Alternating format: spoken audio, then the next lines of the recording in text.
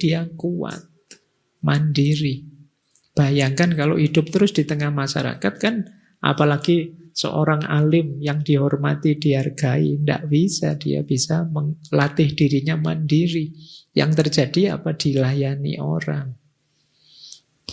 disayang orang, terus tidak boleh ini, tidak boleh itu. Bisa saja begitu. Maka ketika beliau menyendiri, jadi kuat dalam kesendirian. Ternyata kesendirian bisa menguatkan. Karena banyak orang jadi lemah ketika tergantung pada orang lain. Ketika kamu sendiri, akhirnya mandiri. Ketika kamu bisa hidup mandiri, kamu jadi kuat. Ini konsep antara lain yang mendasari pandangan transendentalisme, bahwa kita harus jadi diri pribadi kita sendiri. Makanya dia punya quote yang menarik, as long as possible, live free and uncommitted. Sebisa mungkin hiduplah secara bebas tanpa komitmen. Semampumu. Beliau pakai istilah as long as possible ya, karena ada dunia kita tidak sesimpel bayangan kita ya kita. Tapi sebisa mungkin bebaslah dan uncommitted. Uncommitted itu jangan terlalu banyak bikin komitmen, bikin janji, bikin nadar ini, nadar itu, bikin saya akan setia ke sini, itu memberatkanmu. Bebaslah dan jangan terlalu banyak komitmen. Jadi kalau diminta komitmen ya kamu minggir dulu. Biar ya kamu bebas dulu. Kamu kok tidak komitmen dengan janji kita? Untuk sementara saya tidak komitmen dulu. Siapa tahu ada yang berubah, siapa tahu ada yang berkembang, siapa tahu. Makanya uncommitted. Kita tidak tahu yang terjadi besok apa. Misalnya kalian komitmen, aku akan selalu di sisimu. Kalau tiba-tiba dapat beasiswa ke luar negeri kan eman-eman. Nanti kamu dimarahi, mana komitmenmu, kan tidak enak. Jadi sebisa mungkin bebas dulu sampai dirimu kuat terbentuk. Maka as long as possible, live free and uncommitted.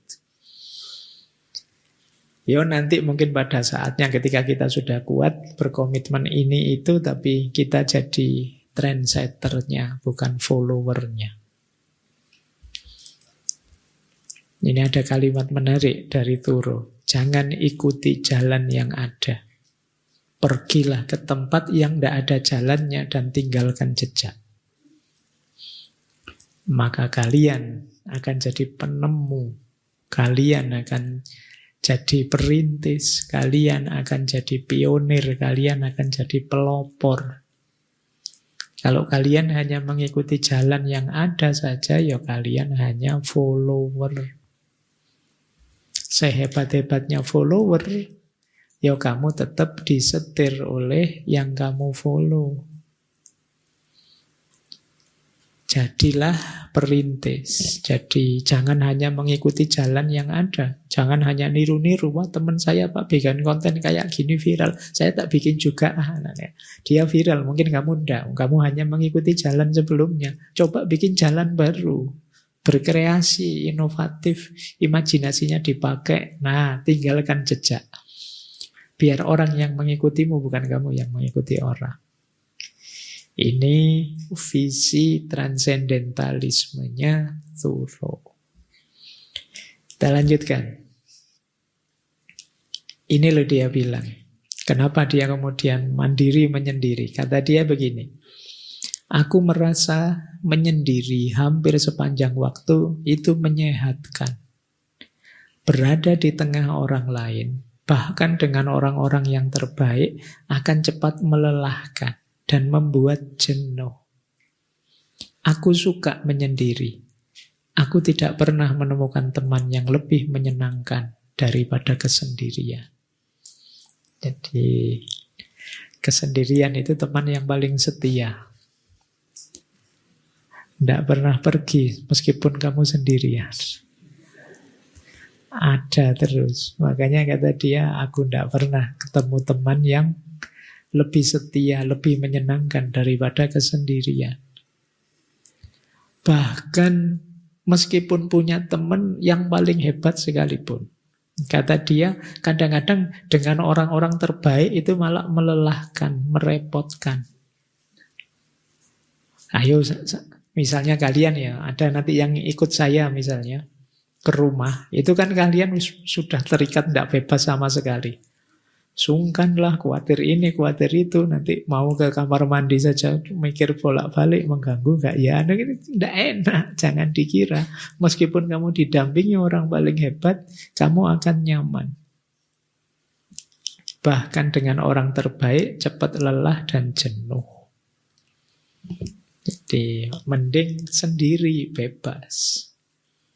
Ini mungkin yang nanti dilanjutkan oleh Sartre itu kan, bahwa orang lain itu memang neraka. Gara-gara ada orang lain ini saya tidak bebas, tidak bisa ngapa-ngapain. Kalian malam hari ini kan gitu, orang lain itu menyusah. Gara-gara ada orang lain saya tidak bisa selonjor, saya tidak bisa lesehan, saya tidak bisa. Baik, maka Thoreau lebih memilih kesendirian. Ternyata sendiri itu menyehatkan, kata dia. Lanjut ya, ini filosofi kedua. Filosofi ketiga dari transendentalismenya Thoreau. Dia menolak materialisme dan konsumerisme. Kalau ini mungkin relevan ya dengan hidup kita. Dulu pernah kita bahas di simple life, hidup yang sederhana saja. Jadi dia mengkritik masyarakat hari ini fokusnya hanya kekayaan materi dan konsumsi. Sebagian besar isi pikiranmu hari ini mungkin ya, Pak, setelah kuliah kan saya harus kerja, setelah itu nikah, setelah itu memenuhi kebutuhan beli rumah, beli mobil itu. Dan sejarah hidupmu selesai dengan konsumsi. Puncak capaianmu adalah punya rumah, punya mobil, menyekolahkan anak sukses di sekitar itu. Dan itu dikritik oleh Thoreau. Kata dia, hidup kok hanya fokus ke materi dan konsumsi. Padahal bahagia itu terletak dalam kesederhanaan dan keseimbangan dengan alam. Jadi kenapa sih kok orang itu selalu orientasinya ke materi? Padahal materi itu kan hakikatnya hanya mengantarkan pada kebahagiaan. Kita justru berhenti di materinya, tidak lanjut ke kebahagiaannya. Akhirnya kita fokus mengumpulkan materi, fokus mengumpulkan uang, tanpa kita sadar gunanya uang untuk apa. Karena ketakutan-ketakutan kita mungkin akan masa depan lah, akan besok dan lain sebagainya. Ini yang dikritik oleh Thoreau. Kita hidup hanya konsumtif saja, tidak kreatif, tidak produktif. Kenapa begitu? Ya karena sejak awal kita ternyata tadi loh, kita tidak mandiri, kita follower saja. Follower itu ya hanya mengkonsumsi yang dihasilkan oleh yang dia ikuti. Ya kalau seperti ini ya tidak mungkin mandiri. Karena kita tergantung pada yang lain. Itulah kenapa dia nanti prihatin, dia bilang begini, sebagian besar kemewahan dan kenyamanan hidup itu sebenarnya tidak hanya bisa diabaikan, tapi ternyata juga hambatan nyata bagi peningkatan derajat umat manusia. Jadi ini yang banyak menghalangi kita untuk maju, untuk meningkat martabatnya manusia. Karena manusia apalagi hari ini hanya berhenti di materi. Iya, materi itu penting dalam hidup, tapi jangan berhenti di situ. Hidup kita luas, hidup kita kompleks. Tidak sekedar kenikmatan panca indera yang harus kita kejar. Kita mungkin perlu kenikmatan hati, kenikmatan pikiran, kenikmatan spiritual. Yang itu bisa diantarkan oleh materi, tapi tidak bisa hanya materi saja. Itulah kenapa istilahnya transendentalisme. Jadi melampaui pengalaman konkret, pengalaman nyata yang biasa. Kita masuk ke makna yang lebih dalam. Baik. Nah, ini rumus dari beliau. Sederhanakan hidupmu. Jangan buang waktu bertahun-tahun untuk berjuang demi hal-hal yang tidak penting. Jangan membebani dirimu dengan kepemilikan. Tetapkan kebutuhan dan keinginanmu tetap sederhana dan nikmati apa yang engkau miliki. Jangan hancurkan kedamaian pikiranmu dengan menoleh ke belakang, mengkhawatirkan masa lalu. Jalani hidup di masa sekarang. Sederhana saja. Nah, jadi ayo hidup sederhana saja. Jangan berlebihan juga jangan kurang. Jangan dikira sederhana itu berkekurangan. Enggak. Orang Jawa menyebutnya sakmadyo. Secukupnya saja. Kalau 1 gelas cukup, kenapa sih 2 gelas? Nah, itu namanya tidak sakmadyo. Ayo sakmadyo. Kalau baju 5 cukup, kenapa baju kita kok 10, 20? Ini namanya tidak sakmadyo. Biasanya berlebihan itu menyusahkan, kurang juga menyusahkan. Makanya di banyak teori etik disebut bahagia itu ada di pas saja. Tidak kurang, tidak lebih.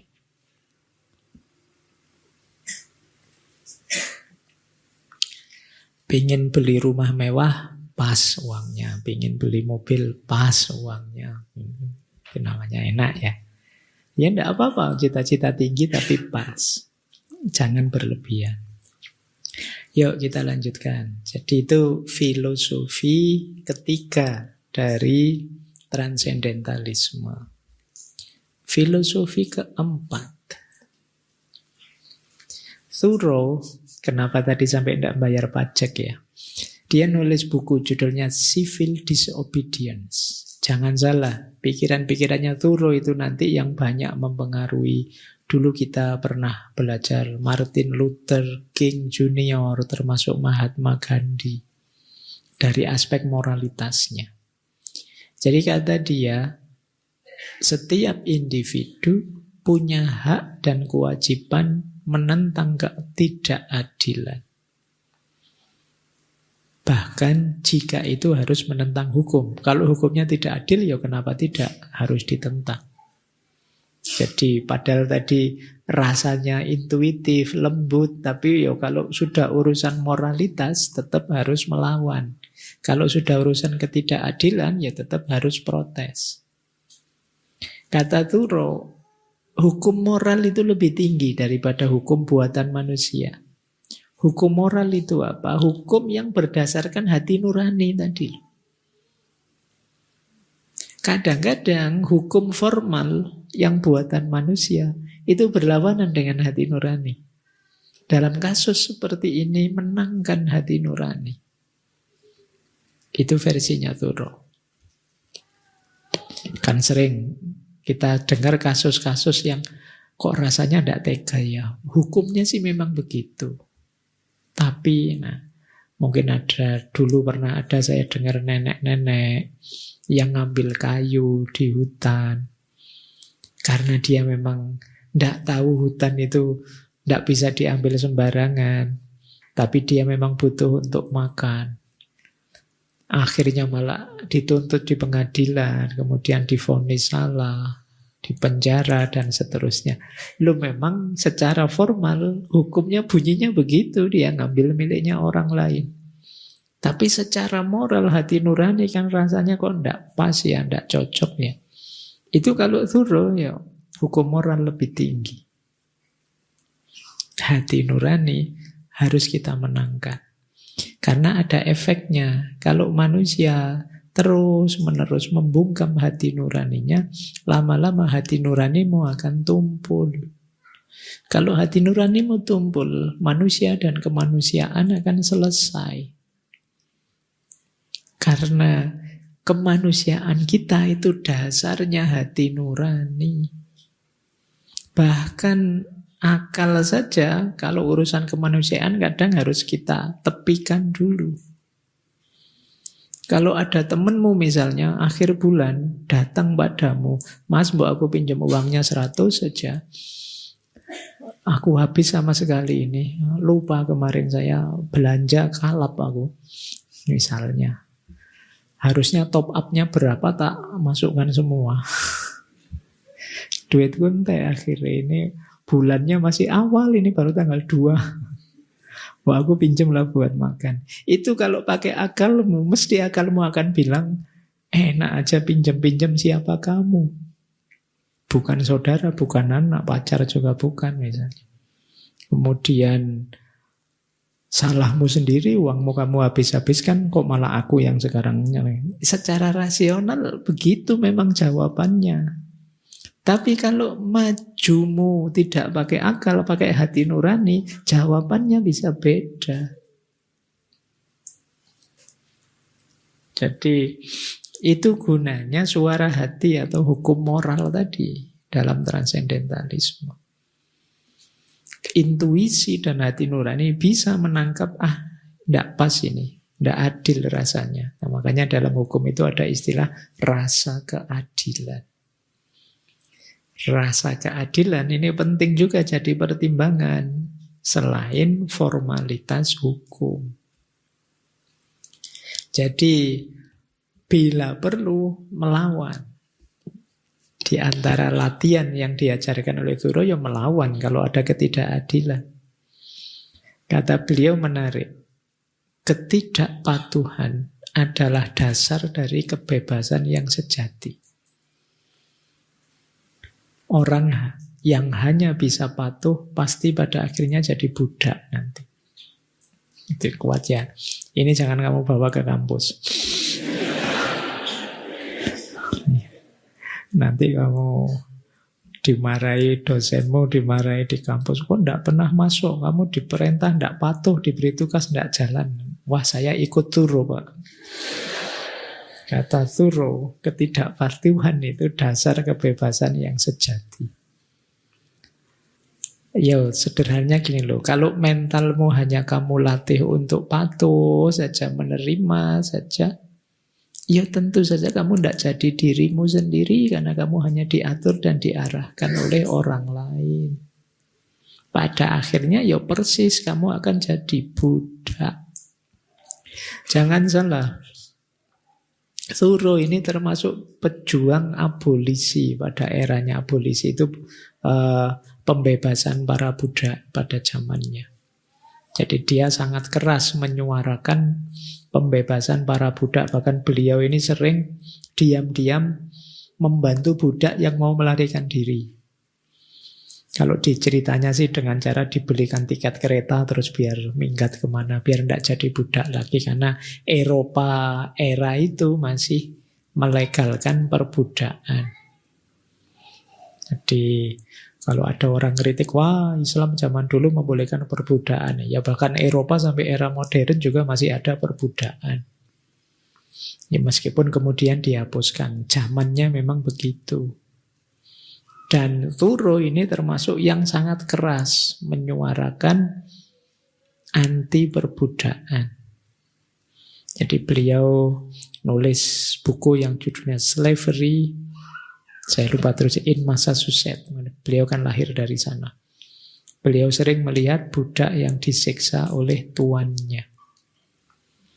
Nah, di antara imbasnya pengalaman itu beliau menyebut, kita harus punya power untuk resisten, untuk melawan kalau ada ketidakadilan.